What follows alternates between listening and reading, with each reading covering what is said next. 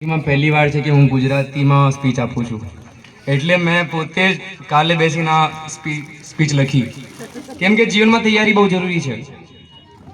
મેં અત્યાર સુધી મારા જેટલા પણ એકેડમીઝ હતા, જુનિયરો હતા, મારા જવાનો છે, એની જોડે હિન્દીમાં કે ઇંગ્લિશમાં હંમેશા એમને મતલબ પ્રોત્સાહન કરવાનું, પ્રેરણા આપવાની હોય.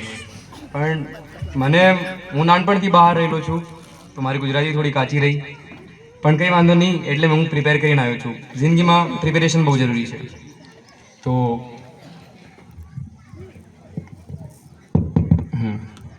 મંચ પર વિરાજમાન વડીલો, ગામના આગેવાનો, મારા ગુરુજનો, વાલા મિત્રો અને નાના ભૂલકાઓ, આજે જ્યારે હું તમારી સામે આ આર્મીના યુનિફોર્મમાં ઊભો છું, ત્યારે મારું હૃદય ગર્વ અને લાગણીઓથી ભરાઈ ગયું છે.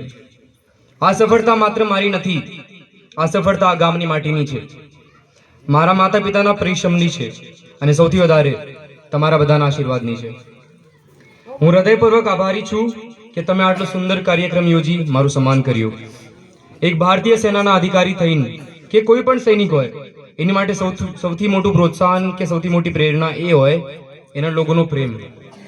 જ્યારે હું સરહદ પર હોઈશ, કે હું કોઈ પણ આતંકવાદી ઓપરેશનમાં હોઈશ કે યુદ્ધ ભૂમિમાં હોઈશ, ત્યારે તમારો આ પ્રેમ મને હિંમત આપશે.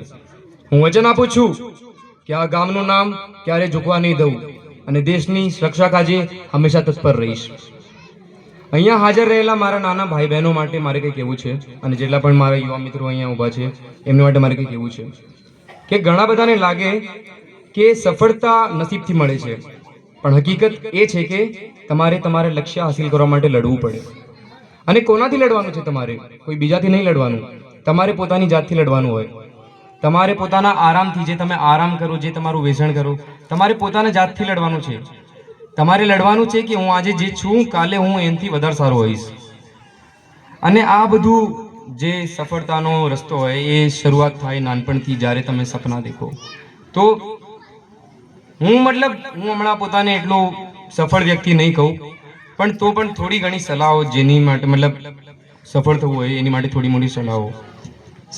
સૌ પ્રથમ સપના જોતા શીખો. જ્યારે તમે નાના હોય તો સપના જોતા શીખો. જો તમે સપના જોઈ શકો તો તમે એને હાસિલ પણ કરી શકો. હું મારી પોતાની વાત કહું, હું જ્યારે સૈનિક સ્કૂલમાં ગયો હતો, મને કંઈ ખબર નથી.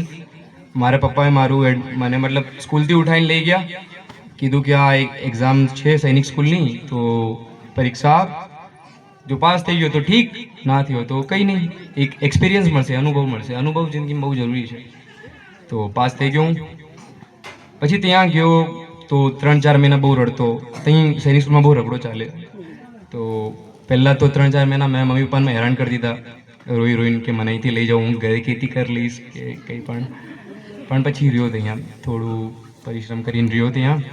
પછી જેમ જેમ મને થોડી સમજમાં આવી, 7th ક્લાસમાં 8મા ધોરણમાં આવ્યો, તો પછી હું દેખતો મારા જે સ્કૂલના પ્રિન્સિપલ, સૈનિક સ્કૂલના જે પ્રિન્સિપલ હોય એ બધા આર્મી ઓફિસર્સ હોય, કર્નલ હોય, એજ્યુકેશન બ્રાન્ચવાળા હોય ને.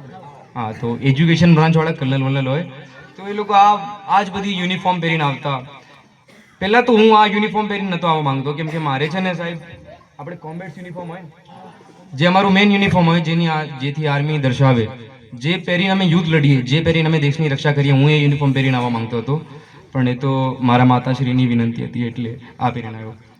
હા, તો હું શું કહેતો હતો કે હું જ્યારે નાનો હતો તો હું મારા સ્કૂલના પ્રિન્સિપલોને દેખતો, એ મને બહુ પ્રભાવિત થઈ ગયો હતો. એક તરફથી પ્રેરણા, એક તરફથી એ યુનિફોર્મ મને કંઈક અલગ જ લાગ્યું કે મારે મોટો થઈને આ જ પહેરવું છે. આજે મેં પહેરેલું છે. 7મા-8મા ધોરણની વાત, તમારે જેટલો નાનો હતો. તો વાત એ છે કે તમારે સપના દેખવા પડે. અને હજુ એક વાત છે કે ઇંગ્લિશમાં એક કહાવત છે કે aiming less is a crime. એનો મતલબ કે જો તમે નાનું લક્ષ્ય રાખો તો એ ગુનાહ છે. આ ગુનાહ કદી ના કરવાનો, હંમેશા મોટું લક્ષ્ય રાખો. બીજી વાત, શિસ્ત અને મહેનત. જે આ આર્મી છે એ મને શીખવાડ્યું છે કે શિસ્ત વગરની પ્રતિભા નકામી છે.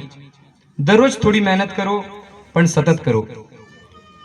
ત્રીજી સલાહ, નિષ્ફળતાથી ડરશો નહીં.